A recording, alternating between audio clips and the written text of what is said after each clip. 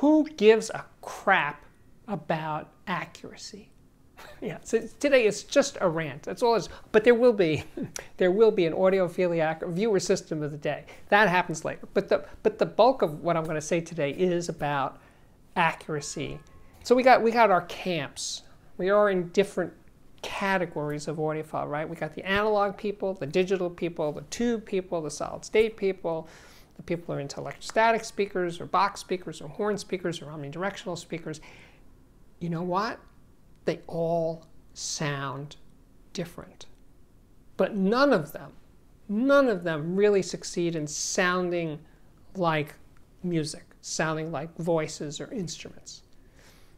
They nibble around the edges, but they never really get there. And I can't say that one is conclusively better than the other, that analog is conclusively better in sounding real than digital, or that digital, even high res, even ultra high res digital, gets you there to sound, yes, that is a real person singing, or yes, that's a piano, that's a drum kit, that's an electric guitar.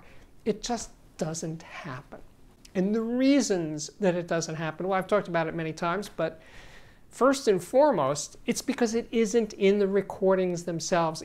Even audiophile recordings, which are all about trying to capture the original sounds of the session itself, they all fail. They all do. But most records, pop, rock, jazz, even classical, they're not trying to truly capture the sound of what went down. What they're trying to do, it seems to me, is to create a sound that the audience will like. That makes perfect sense to me.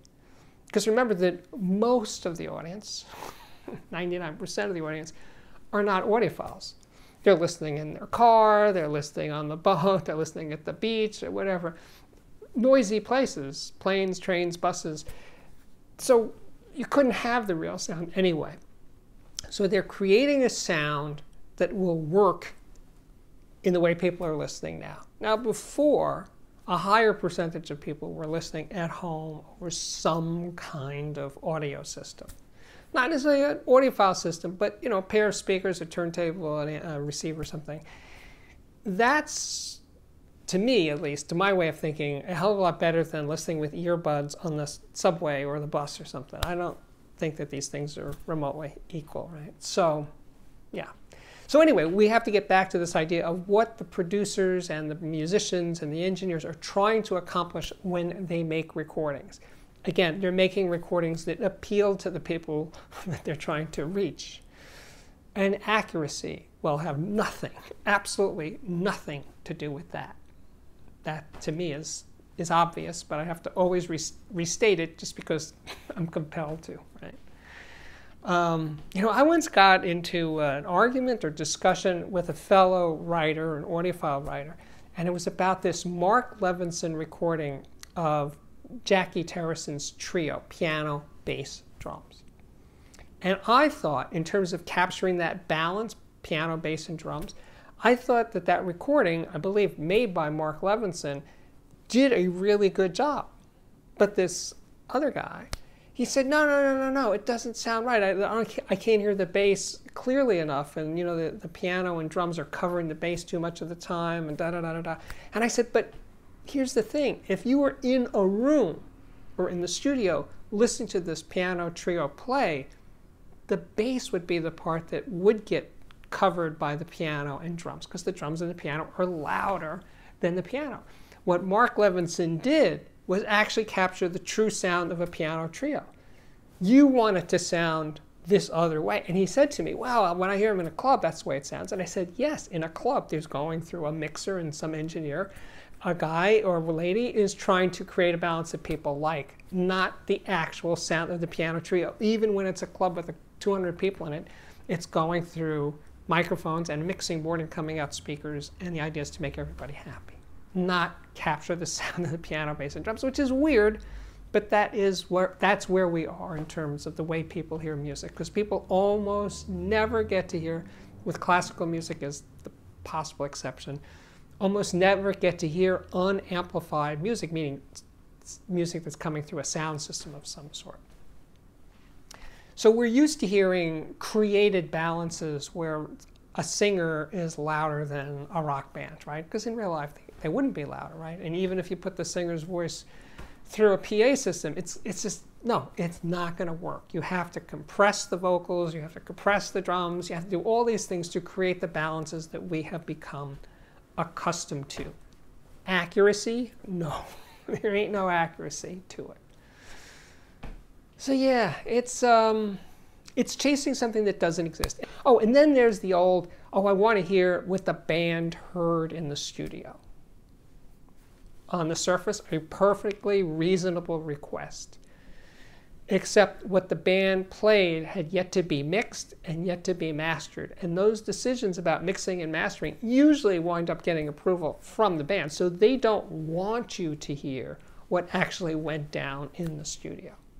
And by the way, the musicians themselves in the studio probably had headphones on, so they couldn't actually hear what someone just standing in the studio would have heard, even if you were there, right? So the people present at the session, the musicians and the singer, who was almost never recorded with the band, no, they're listening over headphones. So there's no there in terms of that fantasy, I want to hear what the band heard.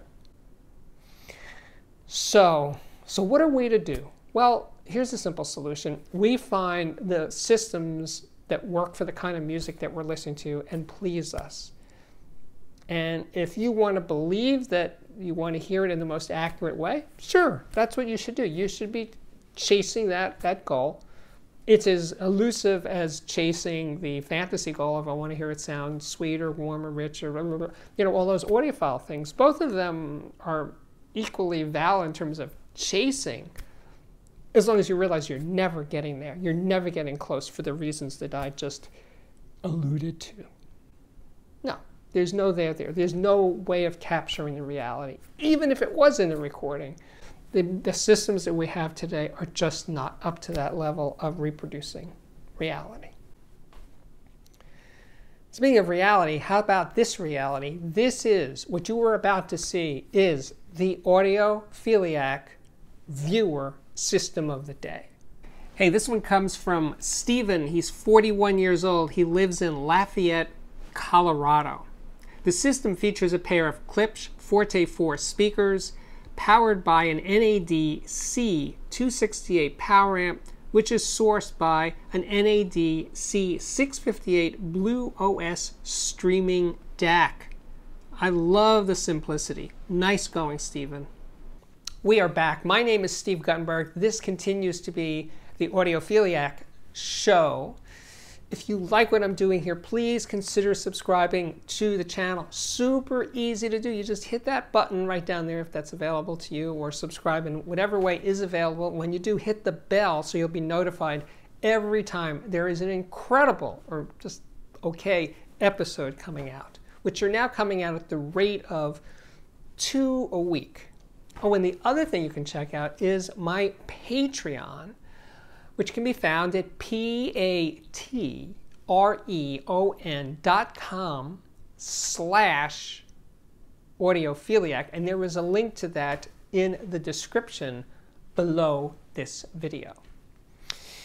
And with all of that out of the way, I can say my work here is at last complete. Thank you again for watching. And I really, really do hope to see you back here again very, very soon.